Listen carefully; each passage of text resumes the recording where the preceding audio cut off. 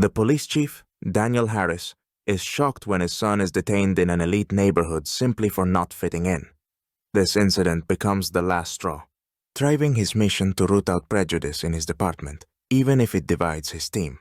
Mark was a tall, lean teenager, accustomed to the bright lights of gymnasiums and the roar of basketball games. That evening, heading home after practice, he felt pleasantly worn out, each perfect shot bringing a smile to his face. Taking a different route through the park, he sat beneath a large oak tree, stretching out and dreaming of joining a major basketball team. The park was almost empty, and the calm was interrupted by two patrolling officers who, spotting Mark, walked toward him. At first lost in thought, Mark looked up as they eyed him suspiciously. "What are you doing here?" one officer asked sharply. Mark, caught off guard, hesitated, but calmly replied that he was relaxing after practice. Skeptical, they questioned his school and practice, unsatisfied with his answers. Mark suggested, "Can I call my dad? He can confirm I'm just here after practice." But the officers ignored him, ordering him to stand up. When he hesitated, one officer pushed him and quickly put handcuffs on him, leaving him feeling helpless in a nightmare. As Mark was handcuffed, passers-by drawn by the noise and tension began to gather at the scene. What started as a few curious glances soon turned into a full crowd. Young people returning from outings, elderly couples, and teenagers all stood watching in shock at what was unfolding. Some whispered in surprise and concern, while others, outraged, pulled out their phones to record every moment. "What did he do?" a middle-aged man called out, staring at the officers in disbelief. One officer shot an irritated glance at the crowd, clearly displeased by the growing attention, yet continued to dismissively engage with Mark, not allowing him a word. "I didn't do anything," Mark attempted to explain, panic rising. "I was just sitting on a bench. I didn't break any law." But his words were drowned out by the officer's harsh commands. One officer, pointedly flexing the handcuffs from one hand to the other, looked down at the teen arrogantly, while the other officer cut him off with a mocking remark. "Your excuses don't interest us.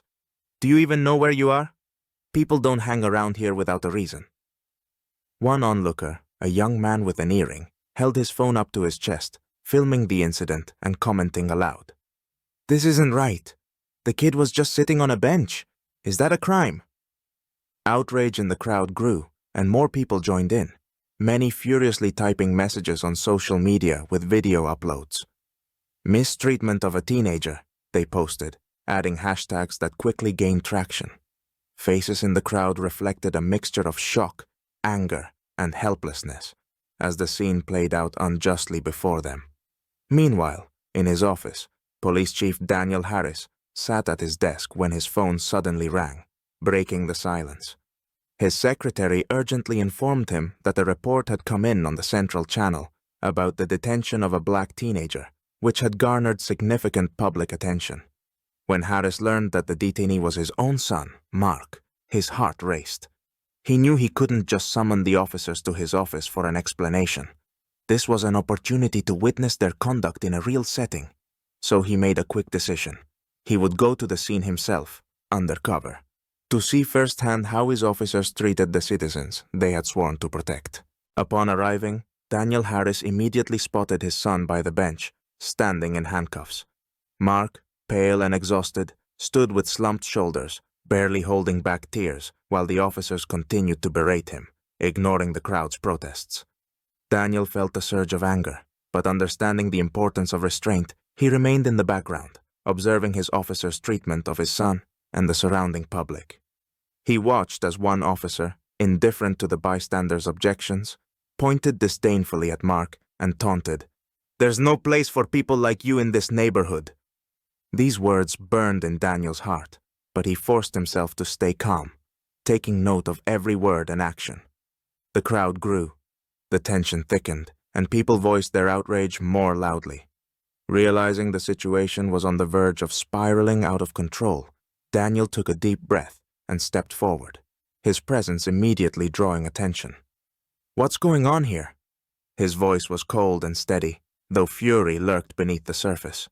The officers, noticing the confident man approaching, exchanged anxious glances, initially not recognizing him. One officer, frowning, responded, "This teenager was acting suspiciously in this area. We decided to detain him for questioning." Suspiciously? Daniel raised an eyebrow, maintaining his composure as he looked at the officer expectantly. And that suspicious behavior consisted of sitting on a bench? The officer sensed his authority and started to behave more cautiously, embarrassed under his scrutinizing gaze. One tried to justify their actions, explaining they were acting in the interest of public safety, but Daniel cut him off. "Release him immediately," he commanded quietly, but with clear menace in his tone, pulling his badge from his inner jacket pocket and showing it to the officers. "This is my son." The officers' eyes widened. The realization of their mistake struck like a cold shock. They stood frozen, momentarily speechless. Realizing they had detained their chief's son, they quickly unlocked the handcuffs, apologizing in a flurry of nervous gestures, every movement laden with tension and fear. The crowd murmured, exclamations of surprise and approval echoing around them, with some even applauding, relieved that justice had been served. Supporting his son, Daniel glared at the officers, silently conveying that they would be held accountable. That evening, Daniel Harris gathered all personnel in the department conference room. The atmosphere was tense, and every officer sensed this would be no ordinary meeting. The officers involved in Mark's detention exchanged nervous glances, aware of the consequences looming over them. Determination was visible in Daniel's eyes, and no one dared to break the silence that filled the room. Daniel turned on a screen, and the video recorded by bystanders played. The contemptuous looks and the officers' harsh words were clear, as was their harsh treatment of Mark. A murmur spread through the assembled staff, faces growing serious and dark as they realized they were watching undeniable evidence of blatant injustice. When the recording ended, Daniel looked up at the room and held a pause in silence. Every movement conveyed confidence and determination. "This is what's happening in our department," he stated, his voice filled with disappointment. "Officers whom I believed honorable enough to serve this city allow themselves to discriminate based on appearance. Today my son suffered, but it's not just about him. No one should be treated this way, especially by those who have sworn to protect." Slowly, Daniel's gaze passed over the room, pausing on those involved in the incident. The officers dropped their eyes, knowing they could no longer escape the consequences of their actions. "From this day on," Daniel continued, "I'm initiating a department cleanup. This won't just be a one-time punishment. This is the beginning of reforms to eliminate bias and injustice among our ranks. There is no place here for those who tolerate discrimination. Everyone involved in today's incident will face accountability, and this is only the beginning. I am committed to defending every neighborhood, every resident, and every officer, but only those who truly uphold this mission." Daniel's words made a powerful impact. The officers, especially those who had wronged Mark, felt the weight of their mistakes. Their indifference would no longer go unnoticed or unpunished. They understood that the consequences of their actions were now inevitable, and that this meeting was the start of significant change. After the meeting, when most had left, Daniel and Mark remained alone in the office. Mark looked at his father, amazed by his resolve, and by how seriously he had taken the incident. "Dad," Mark said quietly, but with conviction, "I don't want anyone else to go through what I did today. Let me help you with this fight. I want to be part of the change so this doesn't happen to anyone else." Daniel looked at his son with pride, seeing in his eyes the same resolve and passion for justice that drove him. Father and son, now united by a shared purpose, made an unspoken promise to stand together against injustice and do everything to ensure incidents like this became a thing of the past.